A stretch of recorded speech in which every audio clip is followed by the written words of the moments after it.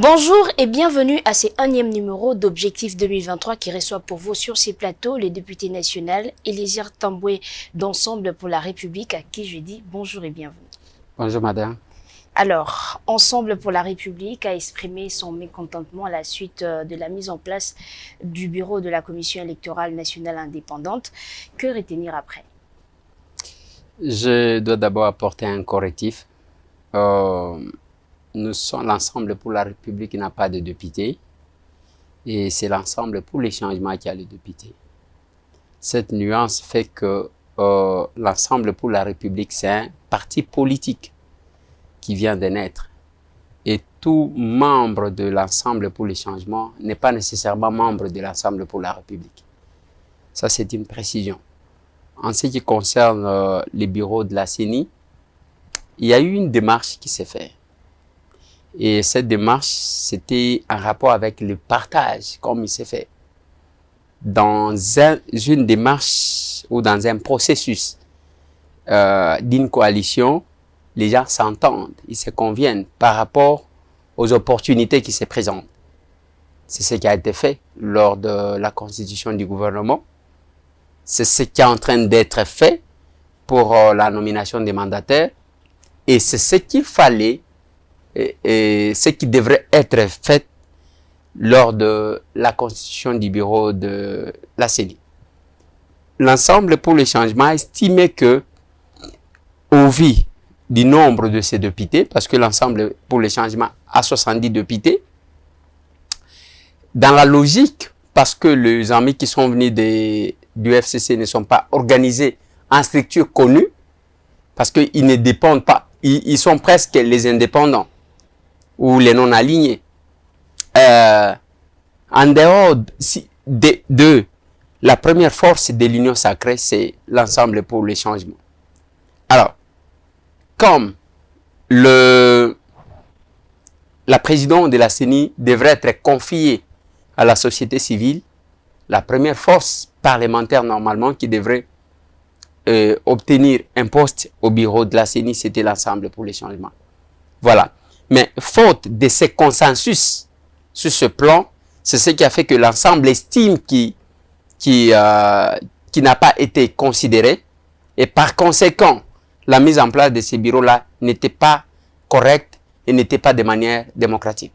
Alors, bien que la ligne rouge ait été franchie, Ensemble pour le changement demeure encore dans l'Union sacrée, mais plusieurs observateurs parlent d'un manque de courage politique de la part de Moïse Katumbi. Comment réagissez-vous? Bon, je ne suis pas du tout porte-parole de Moïse, bien que je sois membre de l'Ensemble pour le changement, mais je veux faire une petite analyse. J'entends les gens dire que la ligne rouge a été franchie, c'est comme si les gens avaient intérêt à trouver là-dedans. Moïse Katumbi a parlé de la ligne rouge lorsqu'il parlait de cette fameuse démarche des Congolais de père et de mère. C'est là que Moïse a parlé de la ligne rouge. Qu'au cas où cette histoire-là serait alignée, ça serait au moins une façon de vouloir l'écarter. C'est une défense légitime de tout être humain. Alors, mais maintenant, l'union sacrée, quand on dit, même quand j'entends les gens de l'union sacrée crier la ligne rouge franchie, je me demande s'ils roulent pour qui. C'est la même chose que ça a commencé avec cette histoire des Congolais de père et de mère. Tout le monde est agité, emballé dans les histoires. Moi, j'ai dit aux gens que, connaissant les chefs de l'État, je ne les vois pas adhérer dans une telle démarche. Et je l'ai dit. Donc, il n'y a pas de souci à se faire là-dessus. Je ne pense pas qu'il y ait des soucis. Et j'avais par contre condamné les amis de l'Ensemble pour le changement, la manière dont ils avaient pris l'affaire. Je disais, mais attendez, et pourquoi vous voulez donner assez d'importance à ça? Parce que la Constitution tranche. Pour arriver à voter une telle loi, il faut commencer par ouvrir la loi fondamentale. Il fallait commencer par ouvrir la Constitution de la République pour en arriver. Mais dans le contexte actuel, penser que cette démarche devrait passer au Parlement, je ne pense pas. Vous semblez avoir une position unique ou personnelle par rapport aux autres? Aux autres, c'est-à-dire? C'est-à-dire, c'est d'ensemble pour les changements, comme vous l'avez dit tantôt. Bon, c'est aussi ça la liberté. C'est aussi ça la liberté. Les valeurs que nous défendons, c'est aussi la liberté d'expression, la liberté de penser. J'ai ma manière, la façon dont je vois les choses. J'estime aussi qu'il ne fallait pas prendre, s'approprier la démarche de Noël Tchani comme si, je parle de Noël Tchani certainement parce qu'il y a toujours, et s'approprier de la démarche de Noël Tchani comme si ça concernait que Moïse Katumbi. Cette histoire des Congolais de père et de mère, moi je voyais les conséquences qui ne devraient même pas être au Katanga. Ça devrait être dans l'ancienne province orientale. De la part de la famille politique ou les recoupements ensemble. Moi, j'avais condamné ceux qui s'étaient lancés dans cette histoire, ceux qui voulaient répondre à la provocation, tout simplement. Et vous estimez que c'était une provocation? Oui, parce que je pense que quand quelqu'un découvre que vous avez une plaie à la jambe, si il veut te provoquer, qu'est-ce qu'il fait? Il va te distraire, il va toucher à la plaie. C'est déjà une faiblesse. Mais est-ce que vous estimez que cette proposition de loi s'adressait carrément à Moïse Katumbi? D'abord, je ne sais pas s'il s'agissait d'une proposition de loi. Voilà ce que la Constitution dit. Peut proposer une loi pour ce qui concerne les parlements. Bon, il y a les propositions de loi, il y a les projets de loi. Les projets de loi, c'est pour les membres du gouvernement. Les propositions, c'est nous, députés, qui sommes représentants du peuple. Donc, en dehors de députés, en dehors du président de la République ou du membre du gouvernement, personne d'autre n'a compétence, n'a qualité de proposer une loi. Mais cette proposition de loi a été portée par un de vôtres de l'Assemblée nationale. Oui, mais c'était quand même, quelque part là, j'avais trouvé que c'était ridicule. C'était ridicule parce que c'était comme un petit qu'il a avec un grand maître qui lui remet. Nous tous, nous avons déposé des propositions de loi. On n'est pas allé là-bas en tambour battant. Je n'ai jamais compris ça. Je vis ce qu'on appelle la théâtralisation de la politique. Quelqu'un qui va déposer une proposition de loi. Moi, j'en ai déposé 2, madame. Je déposé une question orale avec débat. Peut-être, Dieu voulant, ça sera aligné la semaine prochaine en rapport avec l'exercice des petits commerces et les commerces de détail. C'est quelque chose, c'est une question que les Congolais devraient... Voilà là où les Congolais attendent que les parlementaires agissent. Qu'est-ce qui fait qu'aujourd'hui, les Congolais ne puissent pas avoir l'argent? Comment le pays peut se développer avec une économie entre les mains de l'étranger? Pourquoi l'exercice des petits commerces et des commerces de détail n'est pas d'exécution en RDC? Qui bloque? Voilà la démarche. Quand je suis allé déposer cette question orale avec débat, je n'ai pas pris les fanfares comme Edingwe qui allait se battre. Non, mais ça s'appelle la théâtralisation de la politique en RDC. Des formations, je suis désolé madame, j'ai fait les sciences politiques. Aujourd'hui, j'ai fait mon master en criminologie à l'université de Kinshasa. C'est de là d'ailleurs que je viens. C'est là, juste après cette émission, je vais encore retourner parce que nous estimons que nous devons apprendre. Un parlementaire, c'est comme une femme qui est en train de préparer, qui doit appeler tout le monde. Oui, à côté de la c'est inconcevable ça. Parce que la dame, à sa maison, on sait que la dame peut faire le ménage. Et quand la dame commence à faire beaucoup de tapage parce qu'elle est en train de faire le ménage, c'est une femme faible qui n'a jamais travaillé.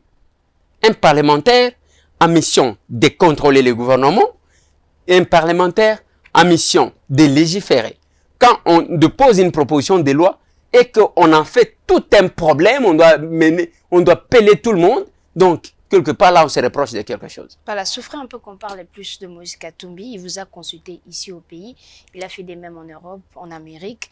Et qu'est-ce qu'il va finalement annoncer comme décision? Va-t-il rester encore dans l'union sacrée?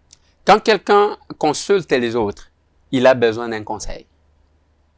C'est ça aussi la démarche démocratique.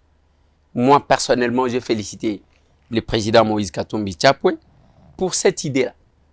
Les chefs de l'État, Félix-Antoine Tshisekedi Tshilombo, quand il a connu des guerres avec l'FCC, qu'est-ce qu'il a fait? Il a prononcé un discours de 6 minutes et il a annoncé les consultations. Ça, c'est normal pour un homme. Avant de créer l'union sacrée, il a consulté. Et Moïse Katumbi ne pouvait pas se comporter en dictateur. Il a estimé que devant un comportement comme ça, je dois consulter et le député et les non-députés. Toi, c'est avec qui nous faisons la politique, je dois les consulter. Mais est-ce qu'il craint de quitter seul dans l'union sacrée? Pas du tout. Je ne pense pas que Moïse puisse avoir peur de quitter. Mais pourquoi ça prend trop de temps? Non, non, non. Écoutez, madame. Moïse, quand il démissionne, quand il était gouverneur, il a démissionné. Il est parti avec combien de personnes? À peine 4 personnes. Les autres sont restés. Et là, Kabila était plus fort. Et Moïse va démissionner où? Au Katanga, la province qui était considérée comme la province d'Iraïs 100%. Et avec ça, avec tout ce qu'il y avait comme tractation, tout ce qu'il y avait comme menace au Katanga, avec tous les hommes forts du Katanga tels que John Numbi, qui était encore le tout-puissant, Caleb Moutonde, qui est encore le tout-puissant de l'ANR, Moïse a résolu de démissionner. Ce n'est pas ça, ce n'est pas la crainte. Mais sauf que ça Moïse, prend trop de temps? Ça prend beaucoup de temps, madame, parce qu'il doit digérer les propositions que nous lui avons faites. Parce que je dois vous les dévoiler. Moi, ce que j'ai proposé au président Moïse Katumbi, je lui dis, avant votre entrée à l'Union sacrée, vous vous étiez rencontré avec votre frère, Félix-Antoine Tshisekedi Tshilombo. Et je dois ici dire que ce n'est pas une fois, ce n'est pas 2 fois, ce n'est pas 3 fois, ce n'est pas 4 fois. Ils s'étaient rencontrés autant de fois. Autant ils s'étaient rencontrés, autant ils devraient se voir, même s'ils devaient sortir. C'est discuter avec lui que d'agir par intermédiaire. Vous savez, madame, il y a la transformation de l'information au fur et à mesure que l'information évolue. Si aujourd'hui, moi je peux vous dire, madame, vous pouvez dire, je vous prie de dire à patient que je ne saurais pas être là dans l'émission aujourd'hui parce que j'ai un petit problème au campus. Ce n'est pas exactement ça ce que vous allez dire. Vous allez lui dire, bon, il a estimé, et M. Eliezer a dit qu'il était occupé à autre chose. C'est déjà la désinformation. C'est là les conseils que nous avons donnés à Moïse Katumbi Tshapwe. Moi, personnellement, j'estimais que avant toute prise de décision, il fallait que Moïse Katumbi Tshapwe puisse se rencontrer avec son frère, Félix-Antoine Tshisekedi Tshilombo. Parce que, madame, je dois vous le dire, avant même que Moïse ne vienne à l'Union sacrée, qu'est-ce qu'il disait aux gens? Jamais il n'a autorisé aux gens de l'ensemble de s'attaquer au président de la République, qu'il a dit que c'était son frère. Mais maintenant, les intermédiaires qui se retrouvent dans ça ne veulent pas voir ces 2 messieurs être ensemble. C'est-à-dire, ce qui n'apporte comme discours auprès du chef de l'État que les défauts de Moïse. Moïse veut faire ceci, Moïse veut faire cela, Moïse va acheter l'UDPS, ainsi de suite. Alors que, madame, du moment que je vous parle, il y a les gens, il y en a un que je vois, membre du gouvernement, qui fait des cadeaux, qui achète des véhicules aux membres de l'UDPS. Qu'est-ce qu'il veut faire? Alors, c'est pour vous dire que quand Moïse, Félix-Antoine Tshisekedi Tshilombo se retrouvent, il y a un autre discours. Quand les intermédiaires entrent, même du côté de Moïse, il y a des personnes qui lui disent que non, écoutez, Félix vous en veut, Félix va en vouloir à Moïse. Pourquoi? Pourquoi? Parce que si Félix et Antoine Tshisekedi avaient peur de Moïse Katumbi, ils n'accepteraient pas que Moïse revienne. Je dois rappeler une chose, que la nationalité de Moïse a été arrachée par Kabila, son frère Katanga entre guillemets. Et c'est ce Moulouba-là que les gens traitent de tous les mots, qui a estimé que Moïse Katumbi était son frère et que Moïse devrait revenir.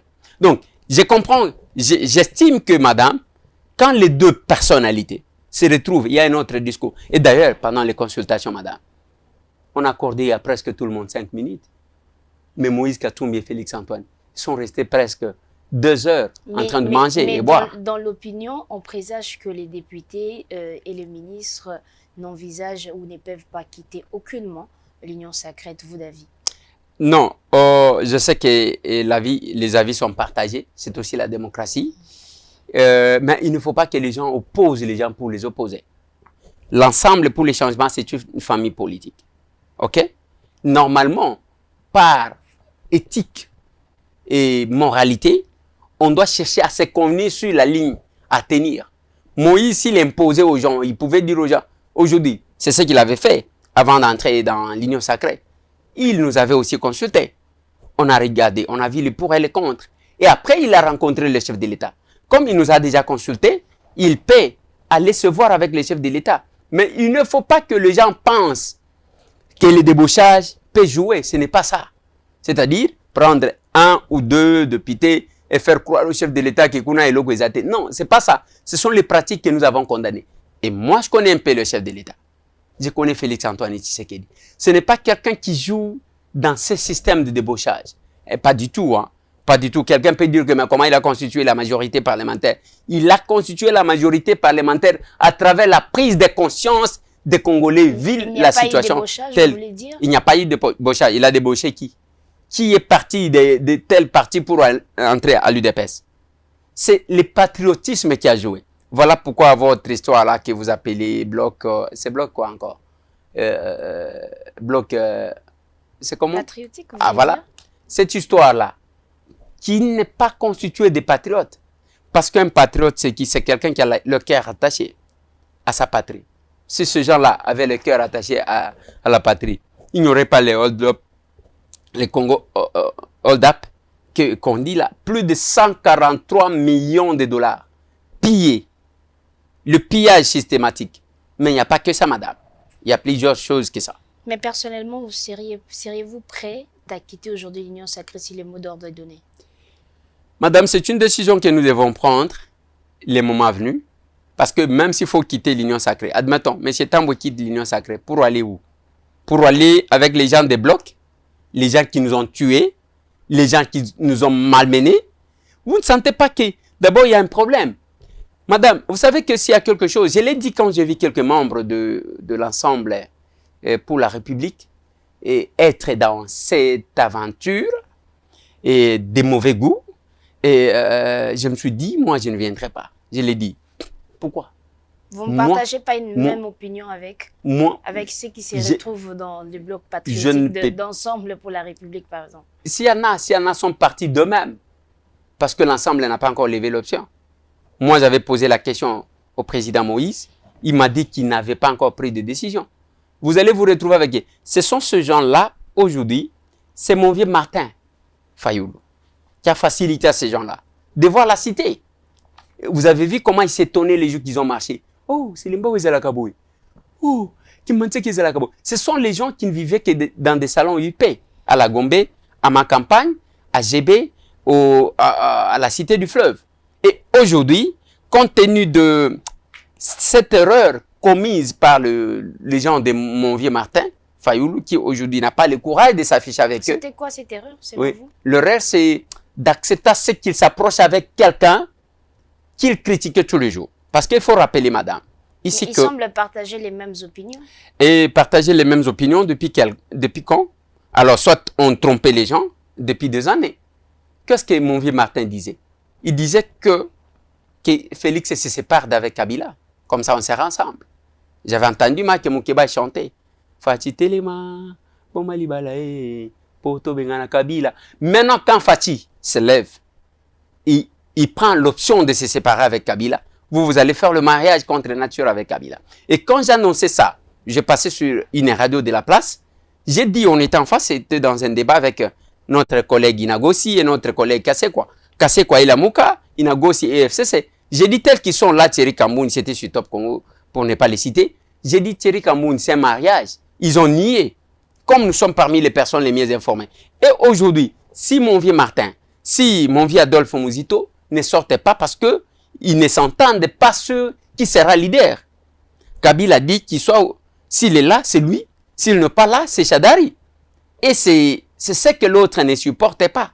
Du fait qu'ils estiment qu'ils ont beaucoup de députés. Vous pouvez encore vous rappeler, madame, les jours qu'ils ont marché.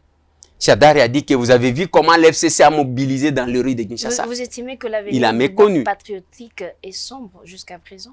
Non, mais qu'est-ce qu'il y a? C'est une aventure de mauvais goût. Des gens qui ont tué hier, qui cherchent à se blanchir aujourd'hui. Les gens qui ont pillé la République. Et je regrette que, heureusement que, selon les informations à ma possession, l'Église catholique commence à se retirer. Commence à se retirer de cette aventure parce qu'ils ont compris. Rossi Moukende était décédé où?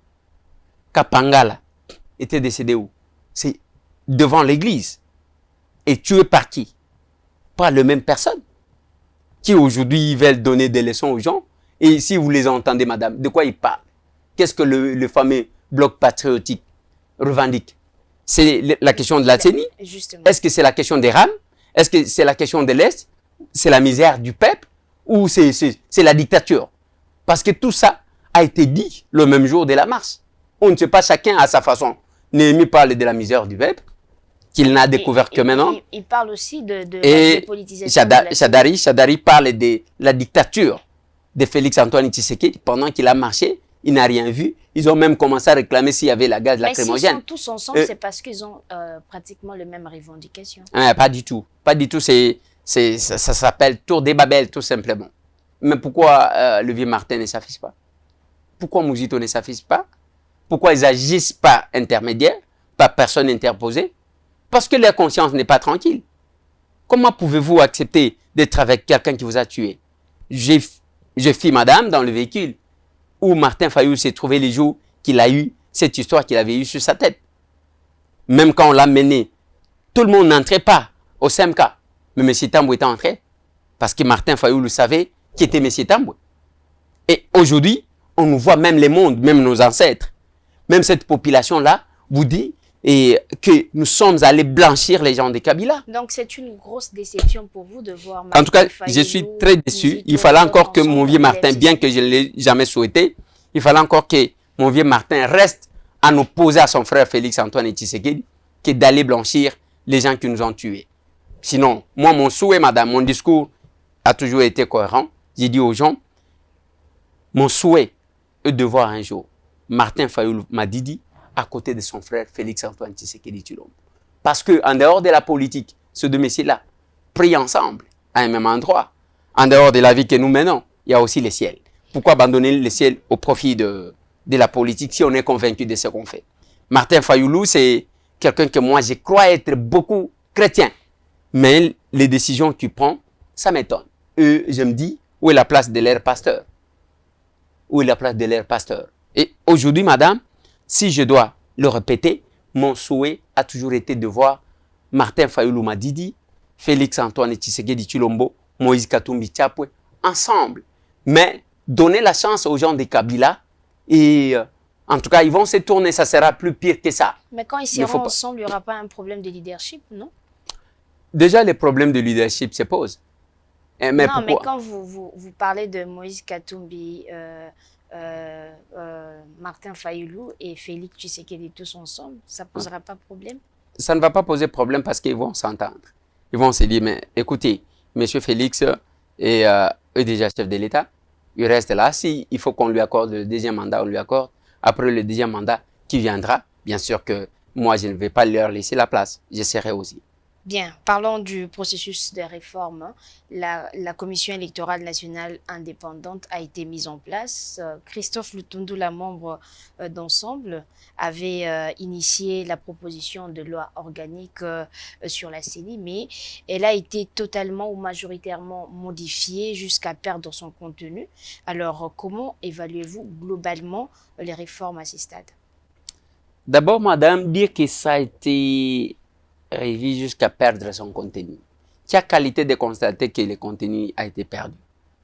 C'est les proposants. C'est celui qui a proposé la loi. Mais comment vous devez affirmer que la proposition... Vous estimez que ça n'a rien perdu, ça a gardé madame, son authenticité? Madame, je suis de la commission PAJ. J'ai travaillé de bout en bout sur cette proposition de loi. Mais sachez-le, même moi, je ne peux pas dire que la proposition a perdu son contenu. C'est lui qui avait proposé, c'est Christophe Lutundula. Il est là, madame. Prenez votre micro et demandez à patient d'appeler Christophe et lui poser la question si la proposition des lois telle qu'elle a été votée avait perdu les contenus tels qu'il avait voulu. Parce qu'il avait quand même une idée, quelque part. Voilà, madame. Je l'ai toujours dit, on modifie la loi, c'est pour soit l'adapter aux réalités, soit innover. Alors, on ne doit pas commencer à s'imaginer des choses. Ça a été, on fait même des affirmations. Et c'est pas possible, madame. Il y a Lutundula qui a envie. Il n'est pas décédé. Si c'était que la loi a été proposée par mon vieux et paix à son âme, qui est déjà parti, ça se comprendrait. Henri Thomas Lokondo, ça se comprendrait encore. Mais Christophe Lutundula est en vie. VPM, il est là. Patient n'a pas une difficulté, n'a pas de barrière. Madame, il est là, vous pouvez l'appeler, lui poser le temps de le micro. Ce n'est que lui. La commission PAJ, vous estimez qu'il y a une modification ou pas? voilà comment on fait. Ça s'appelle proposition de loi. Justement. Ça ne s'appelle pas loi. Dans la proposition de loi, quand vous proposez, moi j'ai une proposition de loi, je pense, Dieu voulant, ça va passer aussi la semaine qui commence sur les sages-femmes. Et j'amène une proposition. On débat, on complète, on modifie, on écrit bien le français. Sachez-les, madame, moi je ne suis qu'un petit étudiant, un petit apprenant, mais mes professeurs, ceux qui m'enseignent, nous sommes avec eux. Comme nous sommes avec eux, les problèmes de français, les problèmes de la compréhension, l'adaptabilité de cette loi par rapport à la loi fondamentale, la Constitution. Et c'est ça. Ce n'était qu'une proposition. On n'amène pas une proposition comme ça, du coup, et ça passe. Non. Il y a les débats. D'abord, voilà la procédure. Vous déposez au bureau. Les bureaux envoient au bureau d'études. Les bureaux d'études constitués des juristes, les gens expérimentés, qui sont là depuis des années, plus de 20 ans. Pour la plupart. Alors, le bureau d'études regarde à la lumière de la Constitution et prend ça, retourne, donne ses avis à partir de là. On retourne au bureau. Le bureau envoie au gouvernement. Le gouvernement, qui a aussi les membres compétents, donne son avis par rapport à la proposition. Et ça revient dans le débat général. Dans le débat général, c'est tous les députés qui interviennent. Et de là, ça va dans la commission PAJ dont nous sommes membres pour la plupart. Il y a d'autres commissions aussi qui reçoivent des propositions. Ça va là-bas. Les juristes voient, les politologues que nous sommes voient, ainsi de suite. C'est comme ça que la loi est faite. C'est pas qu'on amène le tout et ça passe, non. Alors, la loi sur la commission ou la commission électorale nationale indépendante est passée. Qu'est-ce que vous souhaitez avoir comme réforme dans la loi électorale? C'est ça la plus grande réforme, madame. Ce n'est même pas la fameuse loi sur la commission électorale nationale indépendante, non. C'est la loi électorale elle-même qui pose problème. Voilà ce que nous proposons. Oui.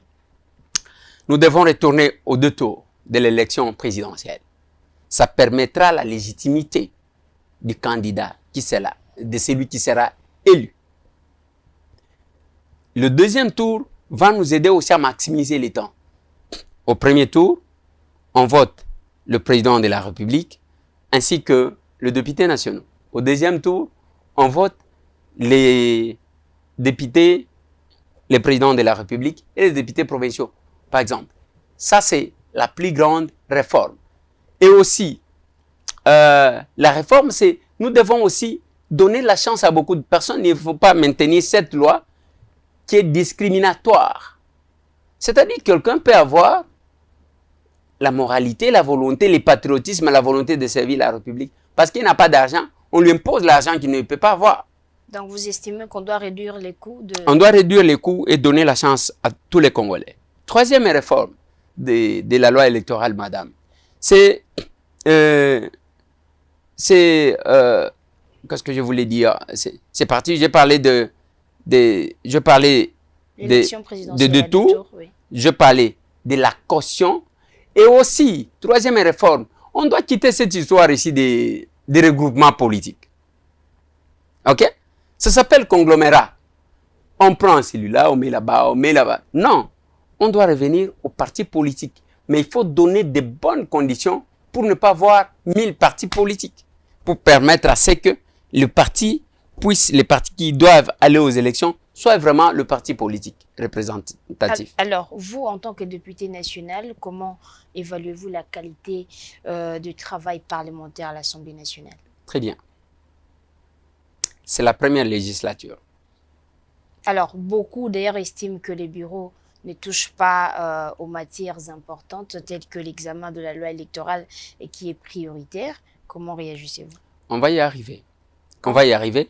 Moi, quand je dis très bien, madame, je dois d'abord m'expliquer pourquoi j'ai dit très bien. Allez-y.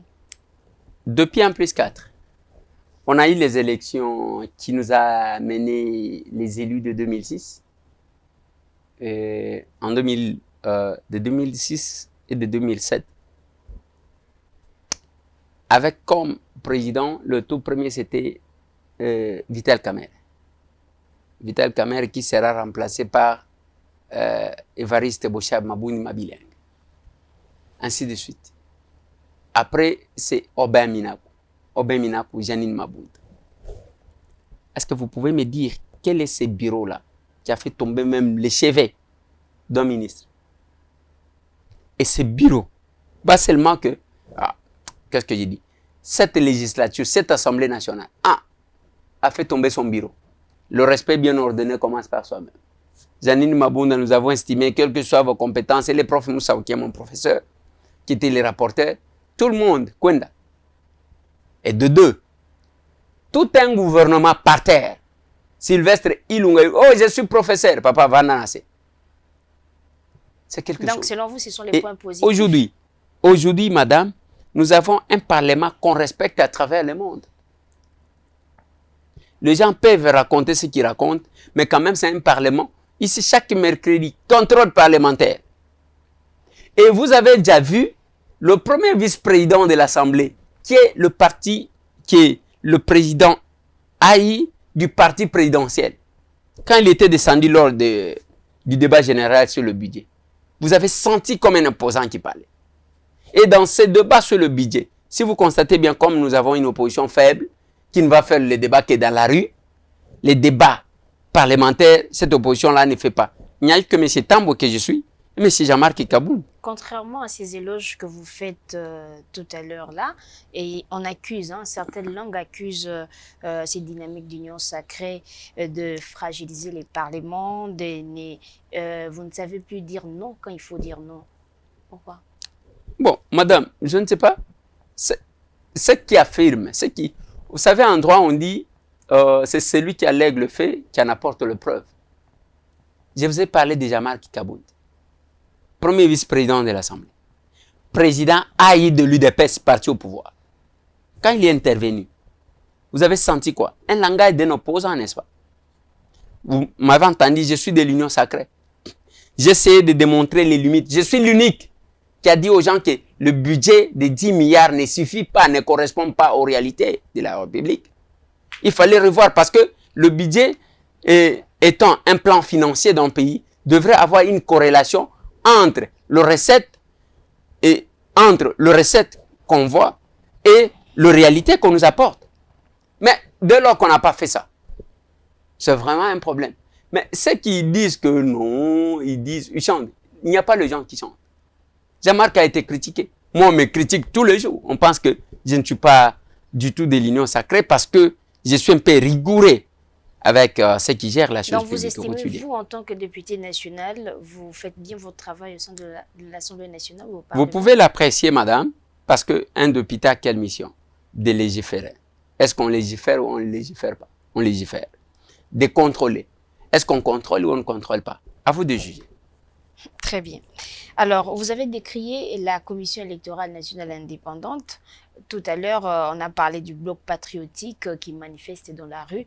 Mais pourquoi Ensemble n'emboîte pas les pas? Emboîter les pas de qui? C'est-à-dire aller dans la même lignée que les autres, puisque vous avez décrit... Les autres, c'est qui? Puisque vous avez décrit ce qui s'est passé dans la mise en place de la commission électorale, le bureau oui, mais de la commission les électorale autres, c'est qui, madame? indépendante. J'aimerais comprendre. On parle du bloc patriotique. Je vous ai dit que c'est un bloc et je ne vais pas être trop dur avec eux. C'est un conglomérat des aventuriers, comme M. Laurent Désiré Kabila avait dit. On mélange les tout, sans idéologie. Comment est-il possible si vous allez revendiquer quelque chose? Vous n'avez pas un seul discours. Chadari vous dit que c'est contre la dictature. Némi vous dit que c'est contre la misère du peuple. Et l'autre, Kitoko dit non, c'est contre Kadim, en ce qui concerne la CENI. L'autre, non, c'est le RAM. L'autre, c'est l'insécurité. Finalement, qu'est-ce que vous revendiquez? La Bible dit, je ne suis pas pasteur, deux personnes ne peuvent marcher ensemble s'ils ne se sont pas convenus d'avance. Et vous estimez que les autres ne se sont pas convenus? Oui, de par leur discours. Je suis ici chez vous. Vous estimez que toutes ces revendications ne peuvent pas être mises ensemble? Madame, je suis ici chez vous pour que vous puissiez bien travailler. Il y a une coordination, non? Il y a les visées, il y a les objectifs. On doit parler au minimum le même langage. Mais quand on trouve, vous parlez de la caméra, l'autre parle de la pêche, et l'autre encore parle, je ne sais pas, de transport. Non, finalement. Alors, parlons un peu de confession religieuse. Après leur travail mené il y a peu, que pouvez-vous attendre encore de l'Église par rapport au processus électoral?